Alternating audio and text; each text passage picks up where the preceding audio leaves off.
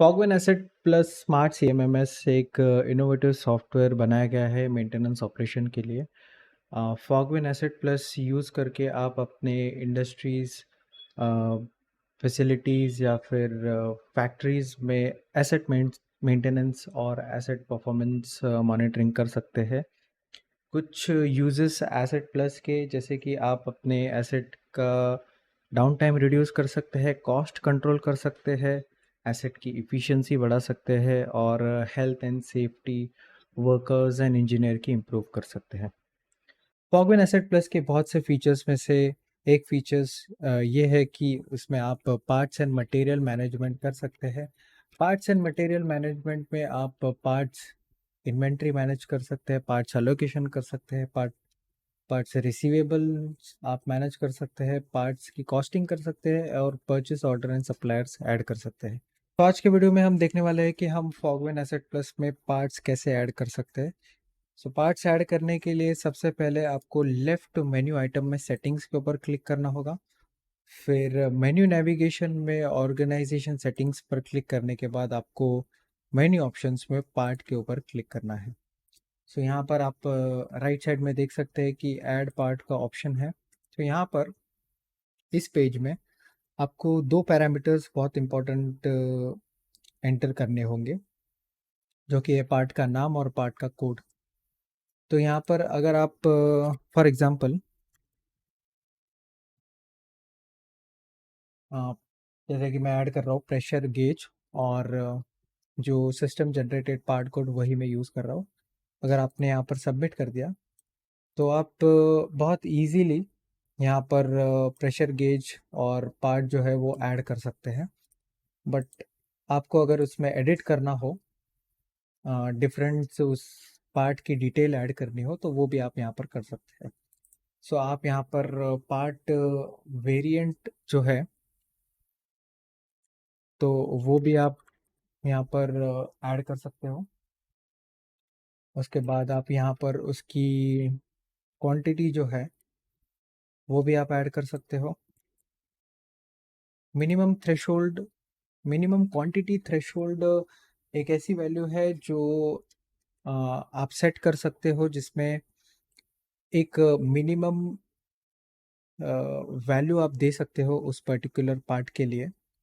तो उस वैल्यू के नीचे अगर ये पार्ट अगर नीचे गया उस मिनिमम थ्रेशोल्ड वैल्यू से, तो आपको ईमेल आ जाएगा कि ये वैल्यू जो है आपकी क्रॉस हो चुकी है और ये पार्ट जो है आपके इन्वेंट्री में कम हो रहा है।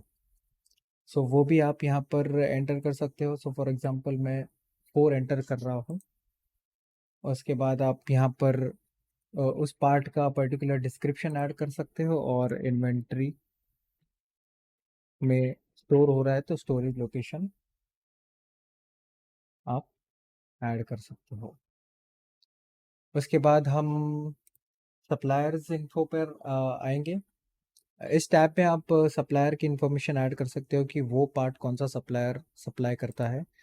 तो यहाँ पर मैं एक फॉर एग्जांपल एक सप्लायर को ऐड कर रहा हूँ और डिलीवरी टाइम पर्टिकुलर कितने डेज में ये पर्टिकुलर सप्लायर जो है आपका जो मटेरियल डिलीवर करता है। सो 7 to 5 डेज, तो अगर 7 डेज हम यहाँ एंटर कर सकते हैं, वो भी एंटर कर सकते हैं। मिनिमम ऑर्डर जो है इस सप्लायर की 10 है फॉर एग्जांपल, तो वो भी हम एंटर कर सकते हैं और परचेस कॉस्ट जो है वो भी आप यहाँ पर एंटर कर सकते हो। एसेट्स में आप ये पर्टिकुलर पार्ट जो है कौन से एसेट्स में यूज़ होगा, तो वो आप यहाँ पर सिलेक्ट कर सकते हो और अपडेट कर सकते हो। तो जैसे कि आप डैशबोर्ड में देख सकते हो कि पार्ट्स की अलग अलग इंफॉर्मेशन यहाँ पर आपको नज़र आ रही है। पार्ट का नाम, पार्ट का code, part variant, quantity in stock. Reserve quantity एक ऐसी क्वांटिटी है जो कि आपका पार्ट कितने वर्क ऑर्डर में, टोटल वर्क ऑर्डर में कितना यूज़ हुआ है, उसकी क्वांटिटी यहाँ पर आपको नज़र आएगी। सो अगर 5 वर्क ऑर्डर में एक टोटल अमाउंट 10 यूज़ हुआ है प्रेशर गेज का, तो वो आपको रिजर्व क्वांटिटी में नज़र आएगा।